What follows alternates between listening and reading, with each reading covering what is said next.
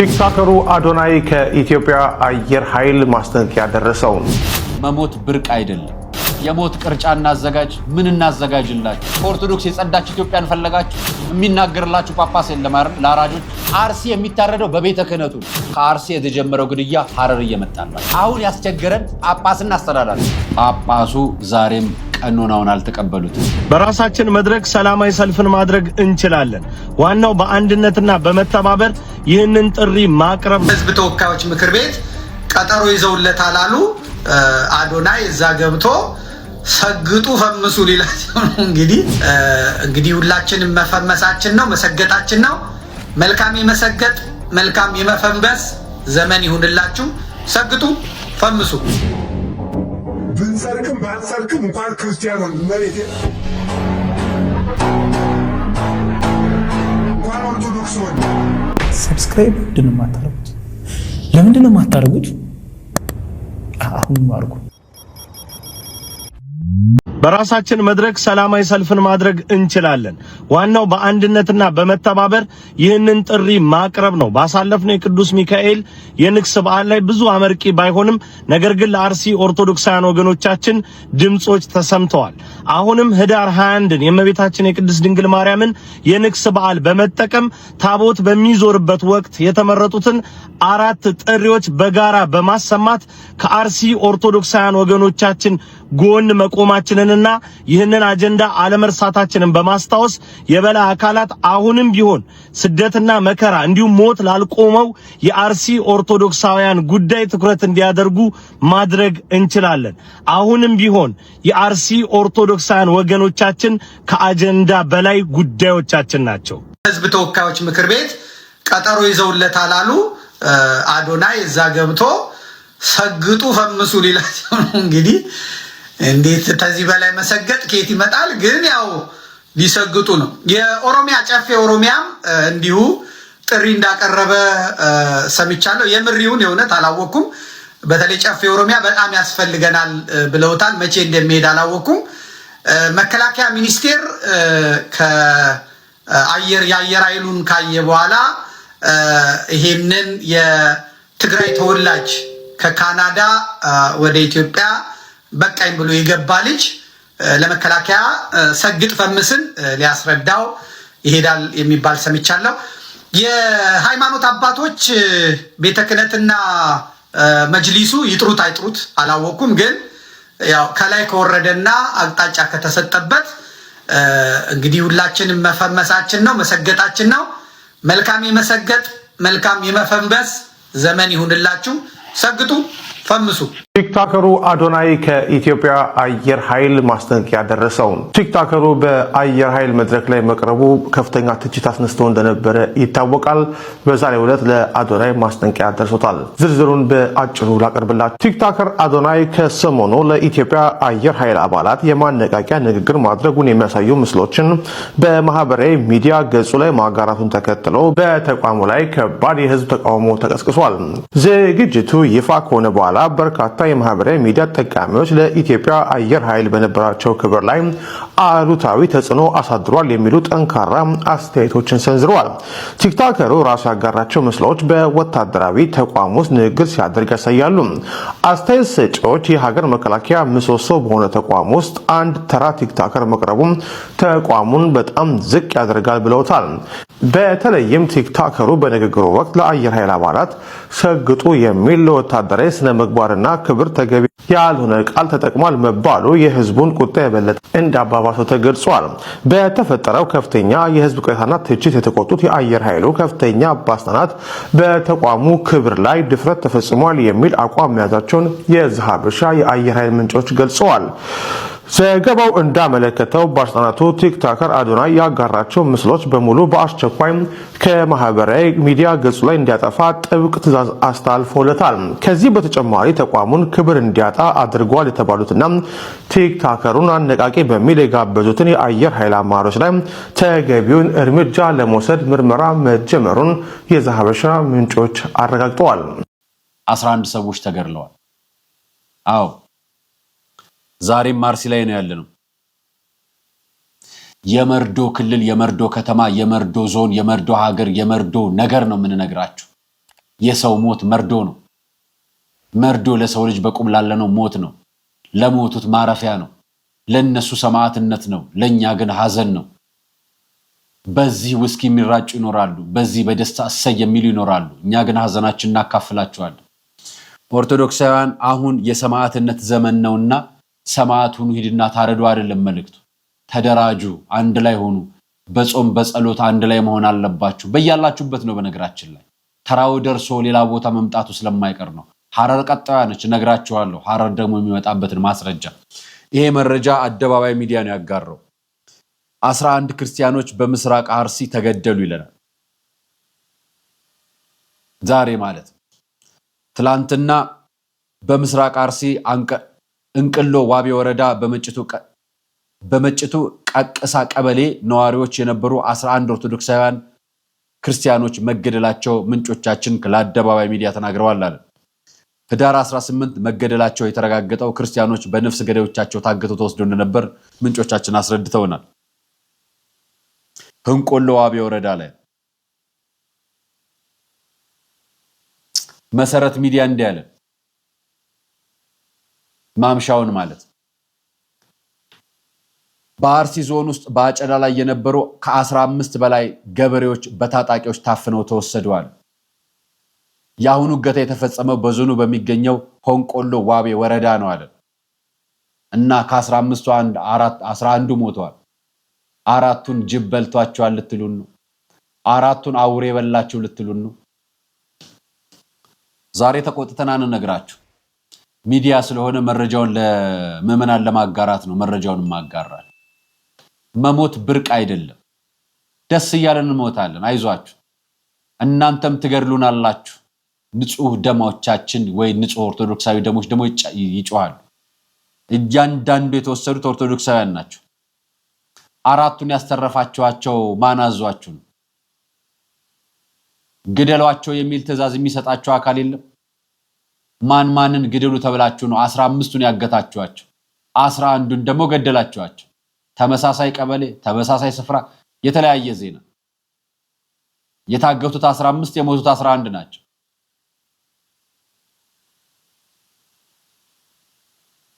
ስለዚህ በይፋ ለምን አውጀን አንናገርም? ኦርቶዶክሳውያን የምትገደልበት ሀገር ላይ ነው እየኖርክ ያለው የሚለውን አዋጅ እንናገር እንዴ? እንደዛ የሚል ደግሞ ያችን ደግሞ የሚያስተባብልስ አንድ አካል ይጥፋ እንዴ? አደባባይ ሚዲያ ከቀናቶች በፊት ይሄንን መረጃ ሲያጋራ ስለ አርሲ አካባቢ ሲያጋራ ጄኖሳይድ አንለውም ሲለው ነበር። ቀሲስ ኤፍሬም እሸቴ ነው ይሄን መረጃ ያጋራው። በወቅቱ ኦርቶዶክሳውያን መገደላቸው ጄኖሳይድ አይደለም ሲል ነበር። ኦርቶዶክሳዊ ቀሲስ ነው። አሁንም እሱን የሚዘግብልን የሌሎችን ሞት መርዶ፣ የሌሎችን ሞት ዜና። አዎ 11 ኦርቶዶክሳውያን ተገድለዋል። አሁን ብፌ እናዘጋጅ፣ የሞት ብፌ፣ የሞት ቅርጫ እናዘጋጅ። ምን እናዘጋጅላችሁ? ሳጥንን ላክላችሁ። የገዳይ ገጀራስ ቀድማችሁ አዘጋጅታችኋል ከዓመታት በፊት አይደል? ሀጫሉ ሞተ ተብሎ ገጀራ ሲገባ የነበረ ጊዜ ያኔ በፖለቲካው ሸፍጥት በታሰበ ጊዜ እኮ ገጀራ ተጭኖ በመኪና በቦቴ ሲገባ እናውቃለን፣ ሰምተናል። ፖለቲካው ያንን ቁማር ሲናገር እናውቀዋለን። አሁን ታራጆቹ ተለይተዋል፣ ታውቀዋል። ስንት ቀሯችሁ? ኦርቶዶክሳውያን ተለቅመው ታፍሰው እየተወሰዱ ነው አይደል? እና ሞታቸውን ነው የምንሰማው። እና ኦርቶዶክሳዊ አልሞተም ትለናለህ ቀሲስ እሸቴ ኤፍሬም እሸቴ። እና ምንድነው እየሞተ ያለ? እኛ እየነገርናችሁ ያለ ኦሮሞ፣ አማራ፣ ትግሬ፣ አፋር አይደለም። የኛ ንግግር አንገቱ ላይ ክር ያስረ በ40 ቀኑ የተጠመቀ በ80 ቀኑ የተጠመቀች ልጆች ጭምር አዛውንት ጭምር እየተገደሉ ነው። ነፍሰ ጡር እናቶች እየተገደሉ ነው። እናሰይልን እንበል፣ ዳንኪራንም ታንጨፍር። ምን ፈልጋችሁ ነው? በሰው ሞት የምትሳለቁ፣ በሰው ሞት ዜና የምትሰሩ፣ በሰው ሞት አጀንዳ የምታረጉ ምን ፈልጋችሁ ነው? ምን ፈለጋችሁ? ከኦርቶዶክስ የጸዳች ኢትዮጵያን ፈለጋችሁ? ከኦርቶዶክስ የጸዳች አርሲን ፈለጋችሁ? ምን ፈለጋችሁ? ንገሩን እስኪ ፍላጎታችሁ። 16 ቤተክርስቲያን ዘግታችኋል። አማኙን ገርላችሁታል። ካህኑን አባራችሁ፣ አርዳችሁ፣ ጥላችሁታል። ምን ፈለጋችሁ? መጨረሻችሁ ምንድነው? መሬቱን ፍለጋ ነው።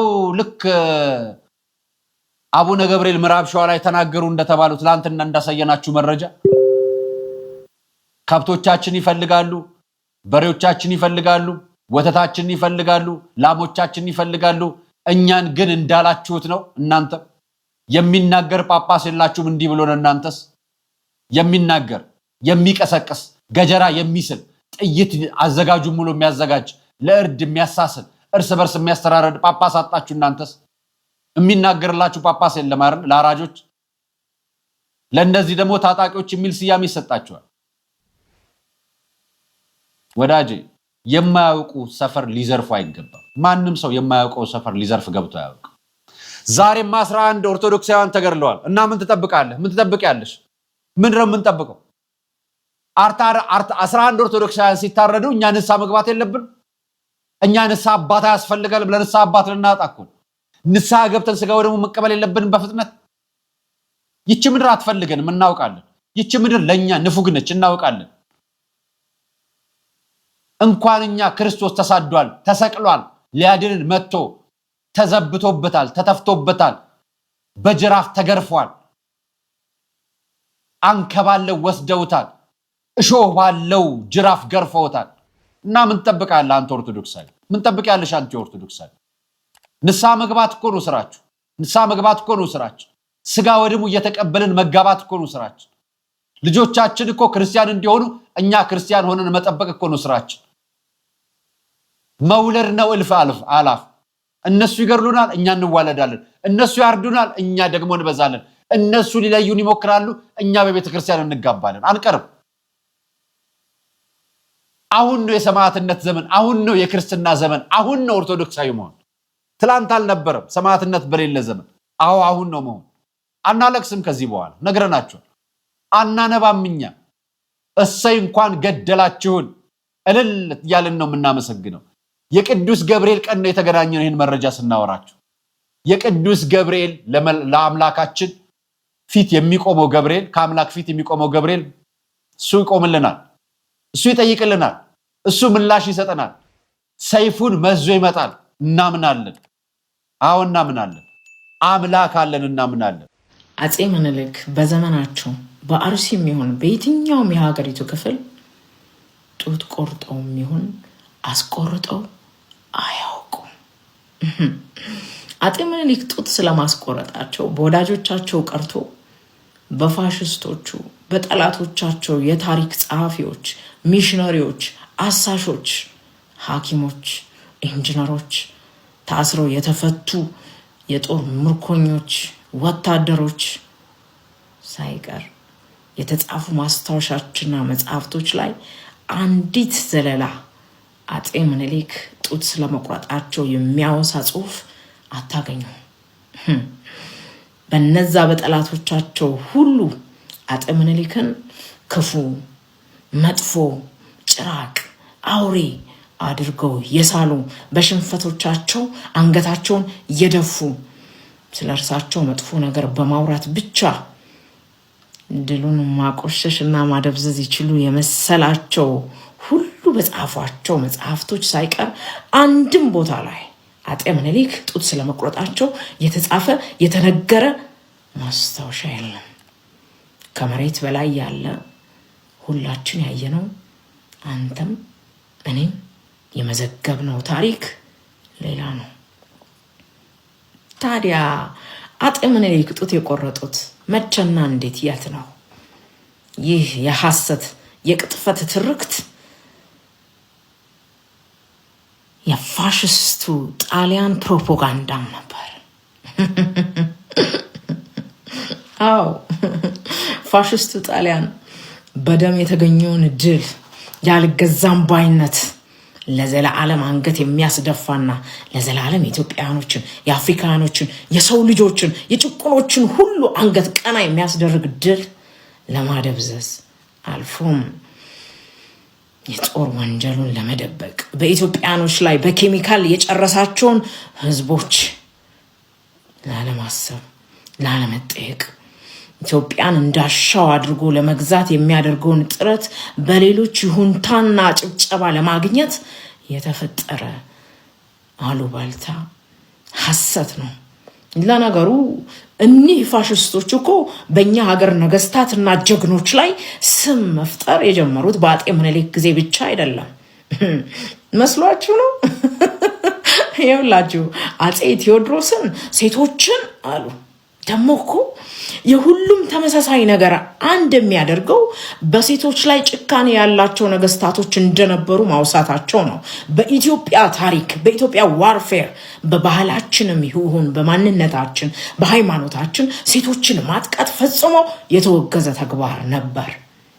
እንኳን አይደለም ጡታቸውን ሊያስቆርጡ አጤ ምኒልክ በየትኛውም ጦርነት በከፉት ጦርነቶች መካከል ሁሉ የሴቶችና የህፃናቶች ጥቃት እንዳይከሰት ትዕዛዝና መመሪያ የሚሰጡ ታላቅ ንጉስ ነበሩ። ሐቁ እሱ ነው።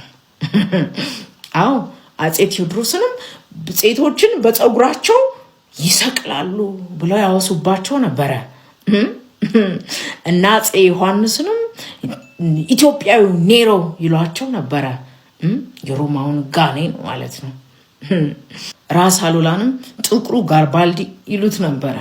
ኋላ ዶጋሊ ላይ አፈርድም ያብልቶ ድል ሲነሳቸው ስሙን ቀየሩለት። እሱማ ክሩል ሳቬጅ ነው አሉት። ለቅኝ ግዛታቸው ማጣፈጫ እንዲሆን የኢትዮጵያ ነገስታቶች ኋላ ቀሮች ናቸው፣ አዎ ጡት ይቆርጣሉ፣ አዎ ጨካኝ ናቸው፣ አዎ እነሱ ማለት እነገሌ ናቸው እያሉ ፕሮፓጋንዳ ይሰሩ ነበር። የኔ ሀገር ሰው ያን ፕሮፓጋንዳ እውነት አድርጎ ሐውልት አቁሞ ምኒልክ ጡት ቆርጧል ብሎ እርስ በርሱ ይባላበታል። አንድም እንኳን እንዴት ከዛ ሁሉ ምኒልክ ጠል ጸሐፊ አንድስ እንኳን እንዴት አይገልጸውም? አጤ ምኒልክ ሌላው ቀርቶ በዘመኑ እንደ ተራ ነገር የሚታየው የባሪያ ንግድን እንኳን ኢንተርናሽናል ብትሉ በሀገር ውስጥ የሚጠየፉ ንጉስ ነበሩ። ሐሰት አይደለም ወንድሜ። አጤ ምኒልክ ሜዲትራኒያን ሲሚሆን ሬድ ሲ ላይ አልተገበያዩም፣ አይፈልጉም። በሀገር ውስጥ በጦርነት የተማረኩትን ሰዎች ወታደሮች በቤቱ ወስዶ የቤት ሰራተኛና የእርሻ ሰራተኛ ማድረግ የተለመደ ነበር። በ19ኛው ክፍለ ዘመን በአፍሪካም ይሁን በአውሮፓ ሀገራት በሙሉ ይህ የተለመደ ተግባር ነው። አዎ አጤ ምኒልክም ይሄን አድርገው ይሆናል፣ ግን ያልተፈለገና ከልክ በላይ የሆነ ባርነትን ከመጸየፋቸው የተነሳ የማረኳቸውን እንኳን ይለቁ ነበር። አጤ ምኒልክ እንኳን በራሳቸው ዜጋ ሊወራቸው በመጣ ማርያምን እቀየማለሁ ብሎ ያዘመቱትን እንኳን የተያዘ የተማረከ የጣሊያን ሰላቶ ይቅርታ አድርገው ምህረት ሰጥተው የቆሰለውን አክመው ወደ ሀገሩ የሸኙ ሰው ናቸው። እነሱም በማስታወሻቸው እኛ በምኒልክ ቤት የጎደለብን አንዳች ነገር አልነበረም፣ እናታችን ቤት ያለን እስኪመስለን ድረስ ተንከባክበውናል፣ ቶርች አልተደረግንም፣ ጾታዊ ጥቃትም አልደረሰብንም ብለው መስክረዋል። አንተ ግን ምኒልክ ጡት ቆርጠዋል ብለህ ተረት ተረት ጽፈህ እነሱ በእነሱ ዘመን ያልተሳካላቸውን በልጆቻቸው ሳይዋጉህ ሳይወሩህ መተው ገዝቻለሁ ና ተንበርከክ ሳይሉህ ምን እንዳቀመሱ እንጃ የነሱን ጦርነት ተዋግተህ አንተ ተሸነፍክ። ሰው የራሱን ጦርነት ራሱ ተዋግቶ ራሱ ይሸነፋል ጎበዝ። ራሳችን ተዋግተን ራሳችንን እንሸነፍ። አስከብረውት የታሪክ ጸሐፍት መጥተው አጣርተው ምንም ማስረጃተው ሐሰትና ቅጥፈት መሆኑን ያረጋገጡለትን ጉዳይ እኛ የነሱን ጦርነት ለነሱ ተዋግተን አሸንፈን ይሄው የኔናንተ ጫንቃ ዛሬ አጎንብሷል። በኔና ባንተ ዘመን በዛ ዘመን ያልተደረገ ትርክት ሲሆን አይተናል። እርሳቸውም ቆረጡ ብለን ተመጻድቀናል፣ ሐውልት አቁመናል። አይገርም? የሲዚው ኢንጂነር አልፈርድ 28 ዓመታትን ከአጤ ምኒልክ ጋር አብሯቸው ሰርተዋል። ሴቶችን ከጦርነት እንዴት ይከላከሉ እንደነበር ስለ ይቅርታቸውና ስለ ምህረታቸው ምን አይነት ሰው እንደሆኑ ጽፎላቸዋል።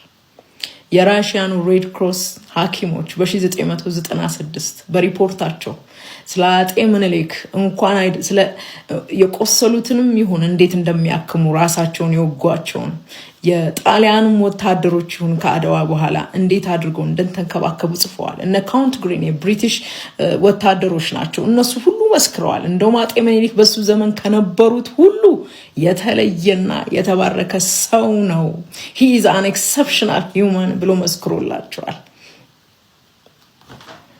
ብዙ ማለት ይቻላል። እኛ ግን አልታደልንም። የረገመንም አለ። በጋራ ሴቶቻችን እንኳን መስማማት የሚያቅተን ፍጥረቶች ሆነናል። ተው፣ ትናንትና ለዛሬ መሰረት እንጂ መጣያ መቋሲያ አይደለም። ብንሰርቅም ባንሰርቅም እንኳን ክርስቲያኑን መሬት እንኳን ኦርቶዶክስ ሆነ